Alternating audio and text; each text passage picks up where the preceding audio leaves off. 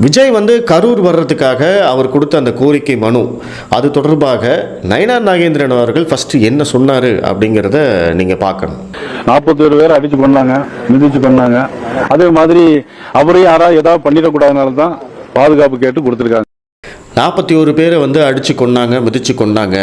அதே மாதிரி விஜய்க்கும் எதுவும் ஆகிடக்கூடாது அப்படிங்கிறதுக்காகத்தான் பாதுகாப்பு கேட்டிருக்காரு அப்படின்னு சொல்லியிருக்காரு திரு நயினார் நாகேந்திரன் அவர்கள். இதை வச்சு நிறைய பேர் வந்து ட்ரோல் பண்ணிக்கிட்டு இருக்காங்க. பாஜகவுக்கு எதுக்கு இந்த வேலை, எதற்காக வந்து விஜய்க்கு முட்டு கொடுக்கணும், அதுவும் வந்து இந்த கோரிக்கை மனு கொடுத்ததெல்லாம் வந்து ரொம்ப ரொம்ப அதீதமானது. தமிழ்நாட்டில் இருக்கிற ஒரு ஊருக்கு போகிறாரு விஜய், இதற்கு முன்னாடி போகாதவர் கிடையாது. கட்சி ஆரம்பிக்கிறதுக்கு முன்னாடியே வந்து தூத்துக்குடிக்கு போயிருக்காரு. அந்த தூத்துக்குடி துப்பாக்கி சூட்டில் இறந்தவங்களை போய் பார்த்துருக்காரு. மாணவி அனிதா வீட்டுக்கு போயிருக்காரு.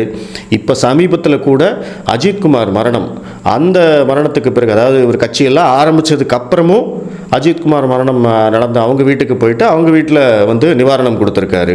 அப்படி இருக்கிற போது கரூருக்கு போகிறதுக்கு மட்டும் என்ன பிரச்சனை அப்படின்னு எல்லாருமே கேள்வி கேட்குறாங்க.